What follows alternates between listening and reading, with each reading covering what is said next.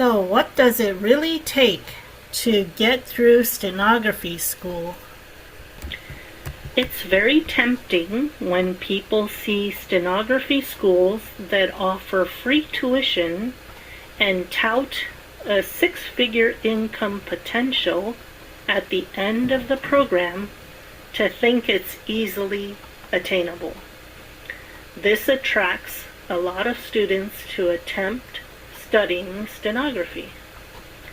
In this video, I will talk about what it really takes to survive stenography school and avoid the 90% dropout rate, or at least to avoid wasting 5 years before finally dropping out if you're going to be part of that 90%. If you are enjoying my video, like, subscribe, and share this video with your friends.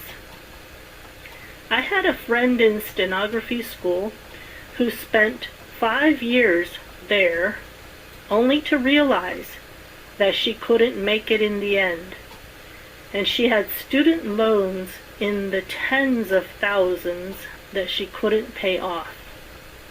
I also overheard another student talking to the instructor saying that she was really upset that she wasted 5 years chasing the dream and nobody told her at the beginning how hard it would be and that she wouldn't be able to make it.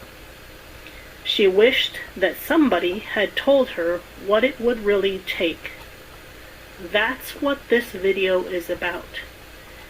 I don't want you to be one of the dropouts that wastes 5 years of their lives. If you're going to drop out, it's better to do so sooner rather than later by assessing the career opportunity honestly and understanding that you don't want to pursue it because it is an extremely difficult endeavor. The first clue that stenography is not easy is it's a job with a six-figure earning potential. For anyone to make that much money, there has to be something very unusual about the job. For example, it's dangerous, undesirable, or difficult, or all of the above. Take being a police officer, for example. You could lose your life on the job. That's dangerous. According to Google, being a nuclear power reactor operator is an undesirable job that makes a six-figure salary.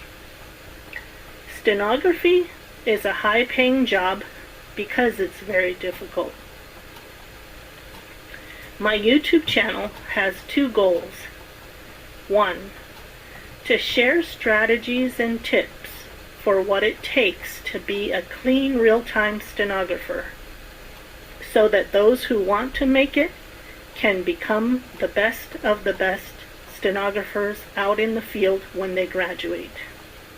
And 2, to help those who don't have what it takes, either because they don't have the time to dedicate to it, or the ability to sustain mental focus for long hours, to recognize that sooner rather than later and not waste 5 years in the attempt, only to fail and feel sad. Stenography is an introvert's dream job. That doesn't mean that extroverts can't succeed at becoming certified court reporters working in the field. They can. But an introvert will enjoy it way more. Extroverts usually become agency owners so that they can get their need for interacting with people met while they help their introverted peers be connected to the work opportunities out there. Let me describe what stenography is like using 5 analogies. It's like playing piano in that you have to hit keys in chord combinations. Except, instead of producing music, you're producing words. It's like learning a foreign language because you have to memorize a lot of briefs that type out multisyllabic words.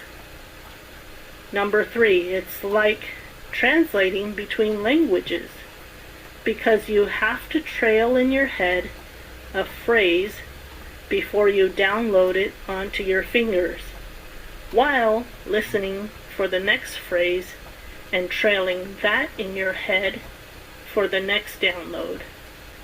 4.